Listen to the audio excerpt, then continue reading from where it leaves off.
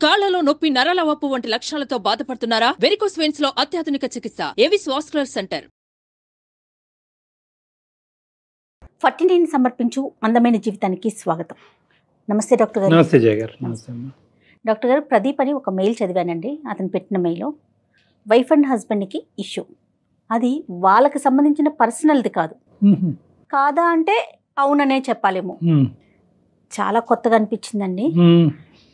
అంటే సహజంగా జరిగేవే దీన్ని మన వేదికకి దాకా తీసుకొచ్చారు అంటే నిజంగా దానికి మనం హ్యాట్స్ ఆఫ్ చెప్పాలండి. Right right. అయితే నేను కాల్ చేస్తానండి, మీకు సస్పెన్స్ ఎందుకు. సో డైరెక్ట్గా ప్రదీప్తోనే మాట్లాడదాం.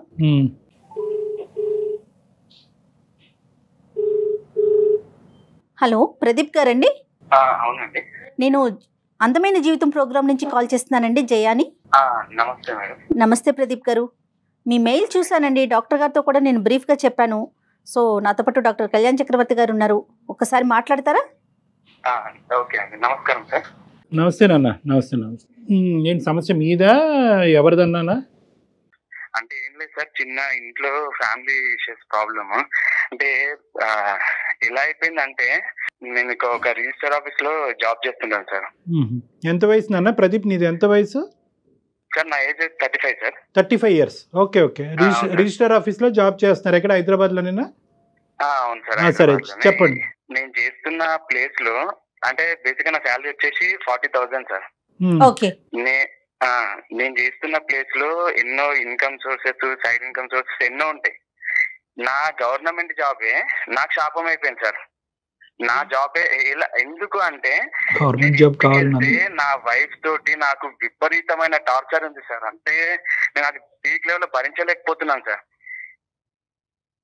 హలో, ఎట్లా అండి? అంటే ఏంటిది? అంటే తనకి నాకు వచ్చే శాలరీ కంటే తనకుండే కోరికలు, తనకుండే ఆశలు అవి ఎక్కువైపోయినాయి అనమాట.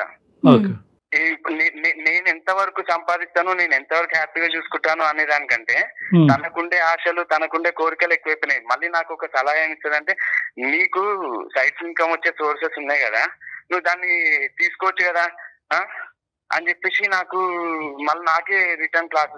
అంటే సింపుల్ గా చెప్పాలంటే ప్రదీప్, మీ జాబ్ నచ్చింది కానీ మీ శాలరీ నచ్చట్లేదు. ఆవిడకి నచ్చట్లేదు. అవును అవును సార్. అవునవును. నచ్చట్లేదా, చాలట్లేదా సార్? మేమున్న పరిధిలో నాకు అది సరిపోద్ది సార్. నేను అప్పటికి చెప్తున్నాను, నేను నీకు లగ్జరీ లైఫ్ ఇవ్వలేకపోవచ్చేమో, బట్ నేను హ్యాపీ లైఫ్ అయితే నీకు ఇస్తాను. ఇంటికి వెళ్తే సరిగ్గా ఉండదు. తన మైండ్ సెట్ ఎంతసేపు మైండ్ లో వాళ్ళు ఎలా ఉన్నారు, వీళ్ళు ఎలా ఉన్నారు, వీళ్ళు ఇంత పెద్ద ఇల్లు ఉంది, ఇంత ఆస్తి ఉంది, ఇవి ఆలోచిస్తుందే తప్ప మా ఆయన నన్ను మంచిగా చూసుకుంటున్నాడు, మా ఆయన నాతో హ్యాపీగా ఉంటున్నాడు, సండే ఎట్లా బయటకు వెళ్తాము, ఇవి ఏముండవు అనమాట మైండ్ లో. నాకు ఎప్పుడే ఒక రిక్వెస్ట్ ఏంటంటే, తన కొంచెం కౌన్సిలింగ్ ఇస్తే. ఒక నిమిషం ప్రదీప్, ప్రదీప్ కౌన్సిలింగ్ ఇద్దాంలే గానీ, కౌన్సిలింగ్ అనే మాటకు ముందు ఈ అమ్మాయి ఏంటి కొద్దిగా మీకంటే కొద్దిగా ఉన్నతమైనటువంటి కుటుంబం నుంచి వచ్చిందా? కొద్దిగా అన్ని సంతోషాలు సుఖాల మధ్యన పెరిగి వచ్చిందా? లేదు సార్, అంటే నార్మలే. వాళ్ళ నాన్న కూడా నార్మలే, మధ్యతరగతి కుటుంబం. సార్ అంత ఉన్నతం కాదు, మాది అరేంజ్ మ్యారేజే. రెండు ఈక్వల్ గానీ ఖచ్చితంగా ఇక్కడ మేజర్ అట్రాక్షన్ అయితే మాత్రం మీ ఉద్యోగమే అమ్మాయికి. నా ఉద్యోగం ఓకే, నా ఇన్కమ్ తనకి బాగా ఇబ్బంది. అదే అంటే రావటానికి ఏంటంటే ఉద్యోగం చూసి ఏమనుకుందంటే, అబ్బా వీడు బాగా కుమ్మేస్తాడు తర్వాత అని అనుకుంది. కానీ మీరు ఆ కుమ్ముడు అనే విషయంలో కొద్దిగా వెనక్కి తగ్గారు, అది ఆవిడకి నచ్చట్లేదు, అంతే కదా? అవును సార్. పిల్లలు ఉన్నారా? 2 పిల్లలు మేడం. ఏం చదువుతున్నారండి? చిన్న పిల్లలు మేడం. ఒక అబ్బాయి ఫస్ట్ క్లాస్ చదువుతున్నాడు, ఇంకొక అబ్బాయి జస్ట్ ఇన్ ద యూకేజీ అలా. ఓకే. తను హౌస్ వైఫే, హోమ్ మేకరే? తన హౌస్ వైఫ్. ఎక్కడ కూడా ఏ లోటు లేదు కదా ప్రదీప్? అంటే ఈఎంఐలు కట్టుడు గానీ ఇలాంటి వాటిలో ఏమీ లోటు ఏం లేదు. నాకు అడిషనల్ గా ఎటువంటి నేను ఖర్చులు కూడా పెట్టాను సార్. నేను ఒక పొదుపుగా సేవింగ్స్ అని అవన్నీ ఒక ప్లానింగ్ ఉన్నాను సార్. నేను నా లైఫ్ లో నేను ఒక ప్లానింగ్ ప్రకారమే నేను అన్ని స్టెప్ బై స్టెప్ వేసుకుంటూ వెళ్తున్నా. తన ఏంటంటే, ఇప్పుడు నాకు ఇన్కమ్ సోర్సెస్ ఉంటాయి సార్. అవతల వాళ్ళు చాలా దీన పరిస్థితిలో ఉంటారు. వాళ్ళని తీసుకొని నేనేం బాగుపడతా అన్న మైండ్ సెట్ ఉంటుంది నాకు. సంతోషం. ఓకే. అంటే సంతోషంగా ఇచ్చేవాళ్ళు ప్రదీప్? సార్ నాకు సంతోషంగా ఇచ్చే వాళ్ళది కూడా నాకు వద్దు సార్. నేను అనుకున్నాను నేను ఒక మారల్ వాల్యూస్ తో నేను అనుకున్నా నేను ఉండాలి, నేను ఇలా ఉండాలి. నాకు వచ్చిన దాంట్లో హ్యాపీగా ఉన్నాను సార్. నేను ఇప్పుడు నాకు 40,000 శాలరీ సరిపోతుందని చెప్పేసి ఉద్దేశంతో నాకు వాళ్ళకి అంతే ఇస్తున్నారు, పే చేస్తున్నారు. సో నేను అందులో హ్యాపీగా ఉన్నాను. నేను అంటే మీ ఆఫీస్ వాళ్ళు అందరూ కూడా ఇదే తత్వంతో ఉంటారా? ఆబ్వియస్లీ నా కొలీగ్స్ నన్ను ఇన్స్పైర్ గా తీసుకుంటారు సార్ ఆఫీస్ లో. నేను వాళ్ళు నన్ను ఒక పద్ధతి గల మనిషిలాగా ఏదైనా వర్క్ అవ్వాలంటే నా దగ్గరికి పంపించాలన్నంత నేను ప్రతి ఒక్కరికి నేను ఒక ఇన్స్పైర్ సార్. నేను ఒకసారి వాళ్ళ చేత మాట్లాడిపించవలసింది కదా మీ భార్య గారిని. సార్ అన్ని అయిపోయాయి సార్, అన్ని అయిపోయాయి. అందరితో మాట్లాడించాను. మరి మనం ఒకసారి డాక్టర్ గారితో మాట్లాడిద్దామా ప్రదీప్? అంటే అవకాశం ఉందా లేదా? అవకాశం ఉందా అసలు? ఉంది. తను మాట్లాడతారా? అంటే ఇప్పుడు కాల్ కలుపుతాను మేడం, ఒకసారి కలపండి. అదే ముందుగా విషయం చెప్పండి అండి ప్రదీప్. మేడం మళ్ళీ ఇది సమస్య కాకుండా చూసుకోండి. డాక్టర్ గారితో మాట్లాడటం అనేది మీకు సమస్య కాకూడదు. అయ్యో నాకున్న ఈ సమస్య ముందు ఇప్పుడు మీరే ఏదైనా సాల్వ్ చేయాలి. అలా కదా, ఆవిడ షాక్ అవ్వకూడదు కదా నాన్న. నువ్వు ఇప్పుడు సడన్ గా కాల్ కలిపి డాక్టర్ గారితో మాట్లాడిపిస్తానంటే కనుక ఇంతకు ముందు మాకు ఒక ఎక్స్పీరియన్స్ ఉంది. అదే కదా, ఇంటికి రా చెప్తానన్నారు ఆవిడ. ఆ పరిస్థితి మీది కాకూడదు, ఉన్న పరిస్థితి కంటే దిగజారకూడదని అడుగుతున్నాం. ఒకసారి మీరు ఆవిడతో మాట్లాడేసి విషయం చెప్పి అప్పుడు కాన్ఫరెన్స్ లోకి తీసుకోండి. ఓకే ప్రదీప్, మేము హోల్డ్ లో ఉంటాము, మాట్లాడండి. మేము హోల్డ్ లో ఉంటాం, మీరు ఫస్ట్ మాట్లాడండి, అమ్మాయితో వివరం చెప్పండి. విచిత్రమైన ఇష్యూ కదా కళ్యాణ్ జీ. అంటే అతను లంచం తీసుకునే ఉద్దేశం లేదు, లంచం తీసుకోవటం తప్పు, నేరం, అందరూ తీసుకున్నా కూడా నాకు అది లేదు, కెమెరా ముందైనా వెనకట్లని అతను అంటున్నాడు. కానీ అమ్మాయి తీసుకుంటే తప్పేంటి, నీ ఉద్యోగం అది డిమాండ్ చేస్తూ ఉంటే చేయటం సుఖపడదాం అని అంటుంది అమ్మాయి. తనేంటి, నా కష్టానికి తగ్గ ఫలితం వస్తుంది, ఇది చాలు, ఇందులోనే బతుకుదాం అనే ఆలోచన అని అనిపిస్తోంది అతని మాటలను బట్టి మనకి. మీరు మాట్లాడే వ్యక్తి మీ కాల్ ని హోల్డ్ లో పెట్టారు. హలో ప్రదీప్ సార్, మా మిస్సెస్ ఒకసారి లైన్ లో ఉన్నారు. లక్ష్మి. హలో, పేరుకు తగినట్టు లక్ష్మి గారు నమస్తే అండి. నమస్తే, ఎవరు మాట్లాడేది? అందమైన జీవితం ప్రోగ్రామ్ నుంచి అండి. నేను జయాని అండ్ డాక్టర్ కళ్యాణ్ చక్రవర్తి గారు కూడా నాతో పాటు ఉన్నారండి, స్టూడియోలో ఉన్నాము. ఇప్పుడే ప్రదీప్ గారు ఒక చిన్న సమస్యని మా ముందుకు తీసుకొచ్చారు. సమస్య కాదు కానీ ఒక చిన్న పరిణామాన్ని, దాని గురించి ఒకసారి మీతో మాట్లాడదామని చెప్పి కాన్ఫరెన్స్ లోకి తీసుకున్నారు. అలాగా, మీరు డాక్టర్ దగ్గరికి ఎందుకు వెళ్ళారు? ఇప్పుడు వెళ్ళాల్సిన అవసరం ఏముంది? లక్ష్మి అమ్మా, నేను వెళ్ళలేదు. నేను సమస్య మన ఇంట్లో చర్చించుకున్నాం, మనం పడుతున్నాం. ఈ ఇష్యూ తీసుకెళ్లి బయట ఎక్కడో పెట్టాల్సిన అవసరం ఏముంది అసలు నీకు? నేను తీసుకెళ్లి వెళ్ళలేదు. నేను ఇంకా నీకు ఎట్లా చెప్తే అర్థమవుతుందో నాకు అర్థం కావట్లేదు. నేను ఏం చెప్తే నీకు అర్థమవుతుంది? నేను మన అమ్మ వాళ్ళతో చెప్పించిన, మీ అమ్మ నాన్నతో చెప్పించా, ఇంటి పక్కన వాళ్ళతో చెప్పించా. అంటే కొంతమంది ఎంతమంది ఎవరు చెప్పినా ఎన్ని చెప్పినా నువ్వు మారితేనే కానీ మన లైఫ్ అంటూ మారదు. ఫస్ట్ నువ్వు మారాలి సార్. నువ్వు మారితేనే మన లైఫ్. లక్ష్మి గారు ఒక్క నిమిషం అండి, ఒక్క నిమిషం. లక్ష్మి గారు, ఇది ఒక్క నిమిషం అమ్మా, మీరు ఇది అవమానకరంగా భావించద్దు. ఎందుకంటే ఇది కేవలం మీ సమస్య, అతని సమస్య కాదు, ఇది మీ కుటుంబ సమస్య, మీ పిల్లలకు సంబంధించిన సమస్య. అన్ని ప్రయత్నాలు జరిగిన తర్వాత కూడా పరిష్కారం లేక ఇంట్లో మనశ్శాంతి పోయినప్పుడే అతను ఏంటంటే అట్లీస్ట్ మా దగ్గర నుంచి ఏమైనా హెల్ప్ వస్తుందేమనే ఉద్దేశంతో, ఒక మంచి ఉద్దేశంతో మాకు ఫోన్ చేశాడు. బహుశా మిమ్మల్ని పూర్తిగా ప్రిపేర్ చేయలేనట్టుంది అతను. అయినా కానీ మీరు వచ్చిన చోటకి ఇప్పుడు మేము మాట్లాడేటటువంటిది ఇదంతా కూడానమ్మా ఒక మంచి ఉద్దేశంతోనే. అన్ని వివరాలు గోప్యంగా ఉంటాయి, అన్ని వివరాలు గోప్యంగా ఉంటాయి. మీ పేరు తప్ప మీరు ఎవరు, ఏంటి, ఎక్కడుంటారు అనే అంశం కూడా ఇక్కడ పరిగణలోకి రాదు. మీకు నచ్చినటువంటిది, మీకు నొప్పి కలిగించేటటువంటి అంశం మేము ఎప్పుడూ మాట్లాడాం. ఒక సలహా సూచన మాత్రమే ఇస్తాం, కానీ ఖచ్చితంగా ఇలా ఫాలో చేయాలని ఎవరి మీద ఒత్తిడి చేయం. భార్యాభర్తలని దూరం చేసేటటువంటి ఉద్దేశం అస్సలు మాకు లేదు. మీరు ఇంకా రానున్న రోజుల్లో స్మూత్గా ప్రయాణం చేయడానికి ఎటువంటి అంశాల మీద మీరు ఫోకస్ చేస్తే బాగుంటుంది అన్నది మాట్లాడుకుందాం, అంతేనమ్మా. ఓకే సార్, చెప్పాడు నాకు అసలు తెలీదు సార్, బట్ నా లైఫ్ అంతా విసిగిపోయిన్నాను సార్ నేను. అయ్యో అదేంటమ్మా? నా లైఫ్ అంతా విసిగి, ఆయన ఏం చెప్పారో మీకు నాకు తెలియదు కానీ మేడం, నా లైఫ్ మొత్తం నేను విసిగిపోయి ఉన్నాను మేడం. ఏంటి లక్ష్మి సమస్య ఏంటి మీకు? కాదు లక్ష్మి, మీ సమస్య ఏంటమ్మా? సమస్య అంటే ఏం లేదు మేడం, పైకి చూడడానికి మా లైఫ్ చాలా అందంగానే ఉంటుంది. ఆయన ఒక గవర్నమెంట్ ఎంప్లాయ్, జాబ్ ఉంది, పేరుకి జాబ్ ఉంది, నెలకి 40,000 వస్తుంది. ఓకే, ఆ జీతం దేనికి సరిపోతుంది అనేది మాకు అసలు ఏం అర్థం కావట్లేదు మేడం. ఇప్పుడున్న రోజుల్లో ఇప్పుడున్న క్యాలిక్యులేషన్స్ బట్టి ఆ డబ్బు అసలు దేనికి చెయ్యాలి, ఇంట్లో ఉన్న ఎక్స్పెన్సెస్ ఏంటి, ఆయనకి ఎక్స్ట్రా మనీ తీసుకునే ఛాన్స్ ఉండి కూడా లేదు నేను ఒక్క రూపాయి కూడా తీసుకోను, నాకు ఇచ్చిన జీతంలోనే మనం బతుకుదాం, దీని మీదే మన లైఫ్ లాంగ్ వెళ్దాం, నేను వేరే ఒక్క రూపాయి నేను ఆశించను, నాకు వద్దు ఎక్స్ట్రా మనీ చెప్తూ ఉంటే. అంటే ఎక్కువ ఓవర్ టైం వర్క్ చేసి ఎక్స్ట్రా మనీ వస్తుందండి, ఎట్లా అమ్మా? అలాగేం లేదు సార్ మేడం, ఆయన ఎంత వర్క్ చేసినా సేమ్ వచ్చేది మాత్రం అదే ఫిగర్ మేడం, అంతే వస్తుంది. కాదు నాన్న, ఎక్స్ట్రా మనీ అంటే ఏంటి? అంటే మీ ఉద్దేశంలో ఏంటి? ఎక్స్ట్రా మనీ అంటే ఇప్పుడు ఆయన ఒక government employee sir, government employee అయితే ఇప్పుడు వాళ్ళు ఏమన్నా లైక్ రిజిస్ట్రేషన్ ఆఫీస్ లో జరిగే వాటికి వాళ్ళు వర్క్ కంప్లీట్ అయిన తర్వాత వాళ్ళ సంతోషంతో వాళ్ళు ఇస్తారు మనీ. ఏ భాష అయినా లంచం అంతేగా? అంతే అంతే సార్, అంతే సార్. అది ఇచ్చిన దాన్ని కూడా అంటే ఇప్పుడు మీరు వెళ్ళి బలవంతంగా లాక్కోమని నేను చెప్పట్లేదు సార్, నాడు సంతోషంగా ఇచ్చాడు, ఏడుస్తూ ఇచ్చాడు, మనకేం తెలుసులేండి కదమ్మా. మాత్రం నేను అనను. వాళ్ళ సంతోషంతో వాళ్ళ పని అయిన తర్వాత వాళ్ళ చేతికి ఇస్తున్నది కూడా నాకు వద్దు అని చెప్తుంటే అది ఎలాగుంటుంది సార్? అలాంటివి కూడా తీసుకోకుండా ఇప్పుడు లైఫ్ ఎలా లీడ్ చేద్దామని ఇప్పుడున్న రోజుల్లో. కాదమ్మా, ఎక్కడన్నా మీరు అది రాసి ఉండటం చూసారా? సంతోషంగా ఇస్తే కనుక లంచం కాదు, ఏడుస్తూ ఇస్తే కనుక లంచం అనేది ఎక్కడన్నా చూసారా మీరు? కాదుగా. అదే చూడలేదు సార్, తెలుస్తుంది విషయాలు. ఆయన నోట్ అంటే ఆయనే చెప్పారు నాకు.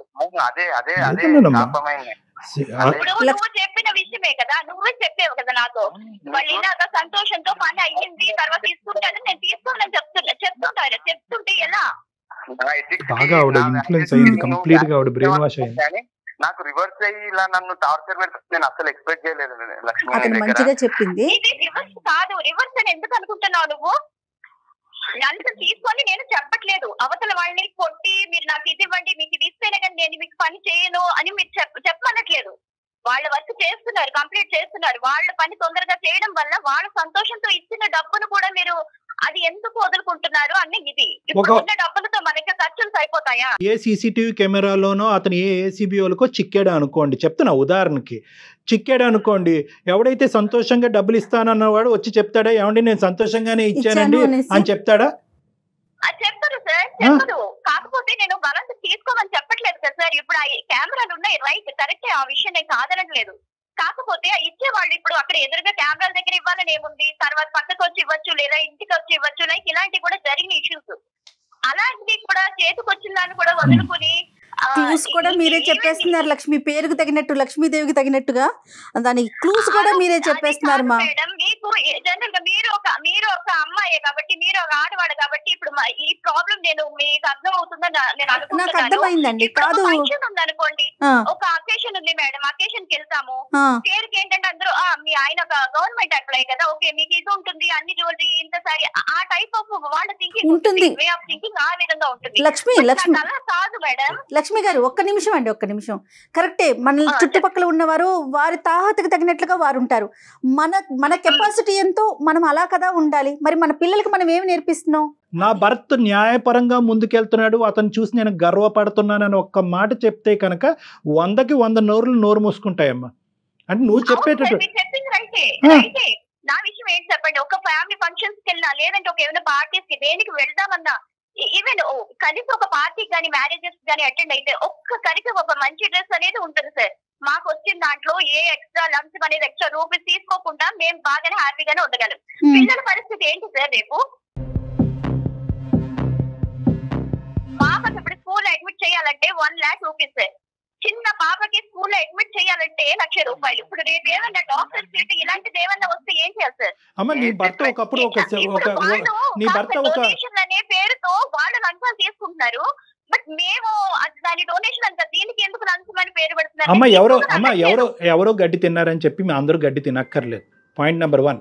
పాయింట్ నెంబర్ 2, ఒకప్పుడు నీ భర్త ఒక సాఫ్ట్వేర్ ఉద్యోగస్తుడు అయ్యాడు అనుకో, చెప్తున్నాను, ఒక ఫిక్స్డ్ టైమింగ్ బట్టి ఫిక్స్డ్ శాలరీ బట్టి ఉండుంటే కనుక ఏం చేద్దు అమ్మా, వదిలి వెళ్ళిపోయి ఉండేదానివా, ఇంతే వచ్చిందని సరిపెట్టుకుని ఉండేదానివా? నెంబర్ 1.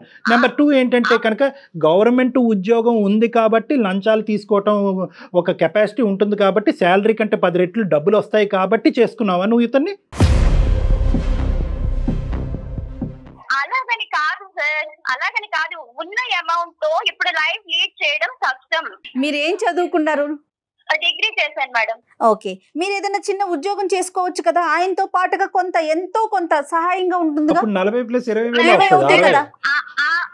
అది కూడా అయింది మేడం, అది కూడా చేశాను. అది కూడా చేద్దామని అప్లై చేస్తే ఈ మనిషి ఉన్నాడే, దానికి కూడా ఇంత అమౌంట్ పే చేయాలి, కట్టాలి, అట్లీస్ట్ అది నాకు పే చేయండి, లేదంటే నేను కూడా జాబ్ చేస్తే ఇద్దరికి ప్లస్ అవుతుంది, లైఫ్ లీడ్ చేయొచ్చు, పిల్లలతో ప్రాబ్లం అవ్వదని చెప్తే ఎంత రిక్వెస్ట్ చేశాను మేడం. ఈ విషయం చాలా రిక్వెస్ట్ చేశాను, నేను జాబ్ చేస్తాను, ఇద్దరు కూడా కలిసి చేద్దామంటే అట్లీస్ట్ ఆ మనీ కూడా నాకు అరేంజ్ చేసే ఇది కూడా లేదు. నేనేం చేయను మేడం, ఎవరితో చెప్పుకోవాలి? ఇవ్వనని చెప్పిన, సైడ్ ఇన్కమ్ వాళ్ళకి లంచం నేను ఇవ్వనని చెప్పిన. నేను జాబ్ చేయొద్దని చెప్పట్లేదే. అక్కడ నీకు బ్యాక్ డోర్ తో వెళ్తోంది తను, వద్దంటారు ఆయన. అక్కడ కూడా ఇదే సబ్జెక్టా? వీళ్ళకి ఎదురైంది కూడా అదే ఘటన ఎదురైంది. ఏం ప్రదీప్, టాలెంట్ తోటి నీ ఎగ్జామినేషన్, నీవు ప్రిపరేషన్, దాన్ని బట్టి నువ్వు ముందుకెళ్ళి వెళ్ళు. కానీ నన్ను లంచం కట్టు అంటే నేను కట్టాను. కాదమ్మా, లంచం లేనిది, లంచం తీసుకుంది ఇవ్వవలసినటువంటి అవసరం లేనటువంటి ఉద్యోగాలు ఏవీ లేవమ్మా ప్రపంచంలో. ఉన్నాయి సార్, అవి ఎంతవరకు యూజ్ ఉంటాయి సార్? తనకి దొరకట్లా, టచ్ కావట్లా, తనకి యూజ్ అంటుంది. ఉపయోగం లేదంట. ఇప్పుడు 5,000 10,000 మనకి ఎంత ఎందని మనకి ఆవిడ ఉద్దేశం ఏంటంటే లంచం ఇచ్చే ఉద్యోగం ఉంది అంటే కనుక అక్కడ లంచం తీసుకోవచ్చు. ఒక్క మాట అడిగాడు, అమ్మ స్కూల్లో ఒక ట్రిప్ వెళ్తున్నాము, దానికి ఇంత పే చేయమంటున్నారు.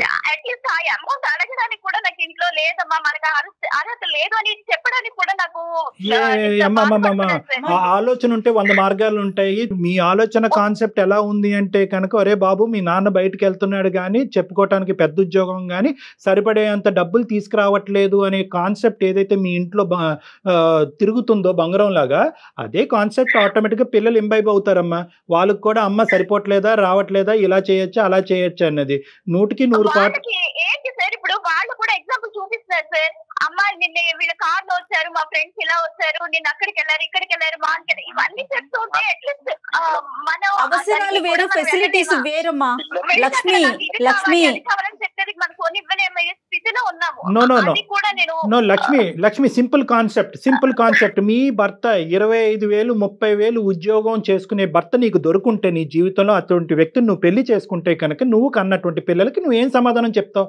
ఏమని చెప్పుంటేదాను? ఇదే ప్రశ్న నీ కొడుకు అడిగాడు, అమ్మ ఆడు ఏరోప్లేన్లో వస్తున్నాడని అడుగుతాడు, అప్పుడు ఏమని చెప్తావు?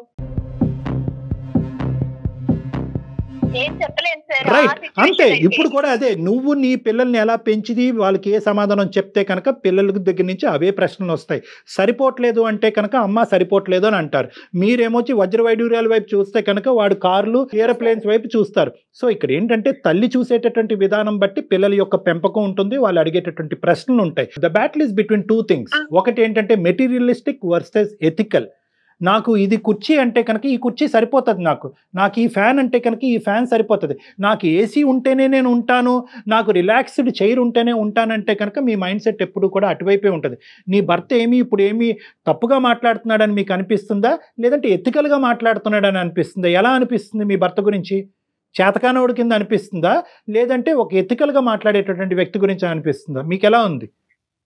ఎథికల్ గానే మాట్లాడుతున్నాడు సార్. కాకపోతే నేను అనేది ఇప్పుడు మనకి ఇది తప్ప వేరే ఏం లేదు అంటే మనకున్న లిమిట్స్ లోనే, మనకున్న మనీలోనే హ్యాపీగా ఉండొచ్చు. బట్ ఛాన్స్ ఉండి కూడా ఎందుకు ఇలాగే ఉన్నారు? ఎవరైనా క్వశ్చన్ చేస్తే ఏంటి గవర్నమెంట్ ఎంప్లాయీ కదా, ఈ ఛాన్స్ అనే పదమే తప్పమ్మా. ఈ ఛాన్స్ వల్ల 10 రూపాయలు తీసుకోవచ్చు, 10 సంవత్సరాలు జైల్లో అన్నా ఉండొచ్చు. ఈ పదం వాడుతున్నారు చూడండి, ఛాన్స్, ఆపర్చునిటీ, బంగారు ఛాన్స్, గోల్డెన్ ఛాన్స్ అంటున్నారు చూడండి, అవి కాదు. అదే ఛాన్స్ డబ్బులు తీసుకుంటున్నప్పుడు మీ భర్త అడ్డంగా ఎవరికైనా ఏసీబీ వాళ్ళకి దొరికి ఒక 10 సంవత్సరాలు జైల్లో ఉంటే కనుక అప్పుడు మీరు మాకు ఫోన్ చేస్తారు వేరే కారణం పెట్టుకు. కాదండి, వాళ్ళే డబ్బులు ఇస్తూ కావాలని ప్లాన్డ్ గా కూడా ఇచ్చి బుక్ అయితే ఉంటే అసలుకే మోసం కాదు. గుడ్డు తినాలండి, కోడినే కోసేసుకుంటామంటున్నారు మీరు. ఒకసారి ప్రాక్టికల్ గా ఆలోచించండి. ఈరోజు షార్ట్ కట్ మార్గాల్లోకి వెళ్తే కనుక లక్షలు రావచ్చు, కానీ అడ్డంగా దొరకచ్చు. దానివల్ల చాలా పరిణామాలు చాలా భయంకరంగా ఉండబోతాయి. మీకు అది తెలియట్లేదు. మీరు ఈ bad side of the things చూడలేకపోతున్నారు. అది ఇక్కడ అంటే ఉన్నది. వాళ్ళే ఇస్తామంటున్నారు అనే కోణంలోకి వెళ్ళిపోతున్నారు. అమ్మ, వాళ్ళు ఇచ్చినా, ఇతను ఆనందంగా తీసుకున్నా, వాళ్ళు బాధపడుతూ ఇచ్చినా, ఎలా తీసుకున్నా at the end of the day మొదట్లో చెప్పినట్టుగానే దాని పేరు లంచం. అంతే.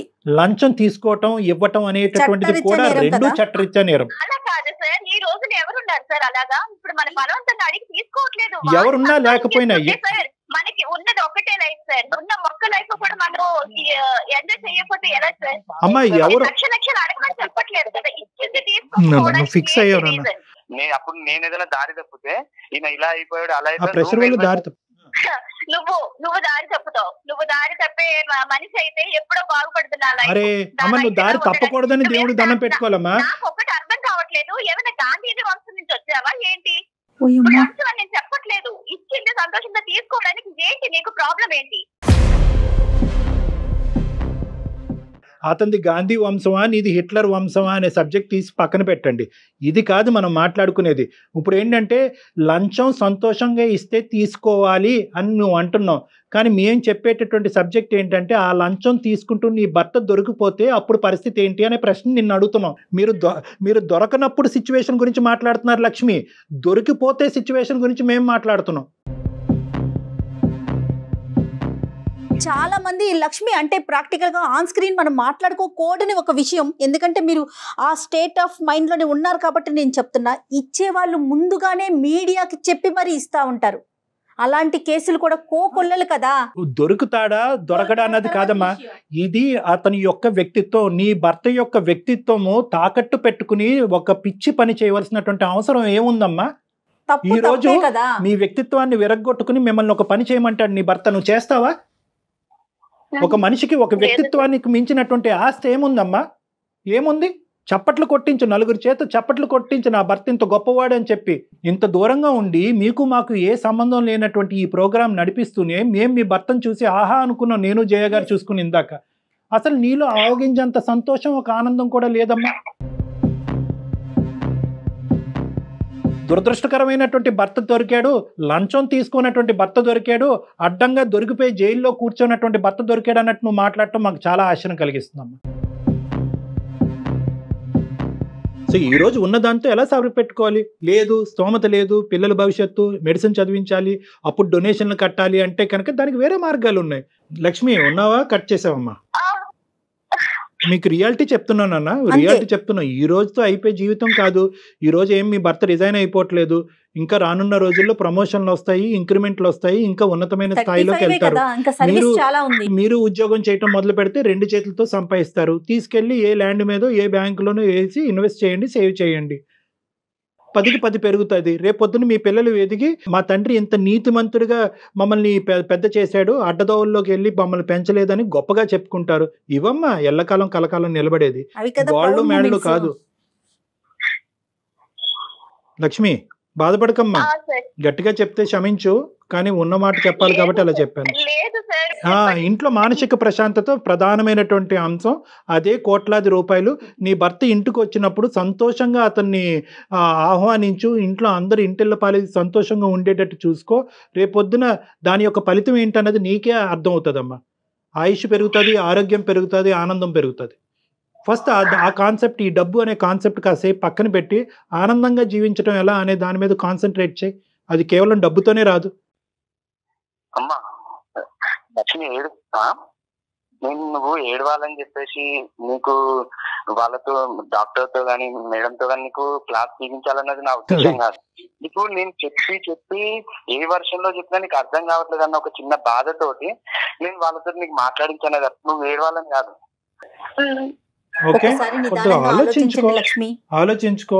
మీ ఆయన పదే ఏడిపించారు అని అంటున్నాడు మమ్మల్ని. మేమేమి ఎవరిని ఏడిపించలేదమ్మా. ఉన్న మాట చెప్తే నీకు చేదుగా అనిపిస్తుంది కాబట్టి మాట్లాడుతున్నామమ్మా. లక్ష్మి, 4 మెతుకులు నోట్లోకి వెళ్ళటానికి ఎన్నో బాధలు పడుతున్నారు లక్ష్మి. నిజం చెప్పాలంటే మనమంతా చాలా సంతోషంగా ఉన్నాం. లక్ష్మి అమ్మా, ఒక్కటి ఫైనల్ గా ఏమనుకుంటున్నావు చెప్పమ్మా. అదే సార్, ఇప్పుడు మనకి ప్రపంచం అంతా ఇలా బాగుంది చూడడానికి, రామరాజ్యం అని చెప్పేసి ఆ లెవెల్లో ఆ టైప్ లో చెప్తున్నారు సార్ మీరు చెప్పే నీతులన్నీ. అలా ఎలాగ సార్? వినడానికి అన్ని వివేకానంద నీతులు చాలా చాలా బాగుంటాయి సార్. అందులో మనకి దిగితేనే కదా సార్, అనుభవిస్తేనే కదా సార్ మనం పడే బాధ అనేది తెలుస్తుంది. ప్రపంచం ఇరుగు పొరుగు ఎదిరిల్లు పక్కిల్లు గురించి నీకు అనవసరం అమ్మా. ఇందాకటి నుంచి నేను ఒకే మాట చెప్తున్నాను, ఏ పుట్టలో ఏ పావుందో మనకు తెలియదు అనేటటువంటిది. మనకు దేవుడు ఏమి ఇచ్చాడు అనేటటువంటి దాంతో మనం రిస్క్ లేకుండా సంతోషంగా ఉండటం గురించి చెప్తున్నాను. లోకమంతా పచ్చగా ఉందా, లోకమంతా రామరాజ్యం అనేటటువంటి మాట నేను అనట్లేదు. లోకం ఎలా ఉంది ఎలా ఉండదు అనేటటువంటి మాట తీసి పక్కన పెడితే మనకి ఏ సంపాదన లేకుండా అయితే మనం లేవుగా. కేవలం లంచాల మీదే బతకవలసినటువంటి అవసరం లేదు కదా.